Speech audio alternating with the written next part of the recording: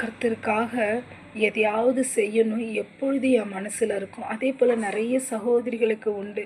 ஆனால் கணவன், மனைவி, பிள்ளைகள், குடும்பம் இப்படி பல சூழ்நிலைகளில் நம்மளால் என்ன பண்ண முடியாது, ஆண்டவருக்காக ஊழியத்தை செய்ய முடியாது என்ற ஒரு மாயமான போர்வையை நானும் போர்த்து கொண்டிருந்தேங்க. அதை நான் உங்களுக்கு சொல்கிறேன்.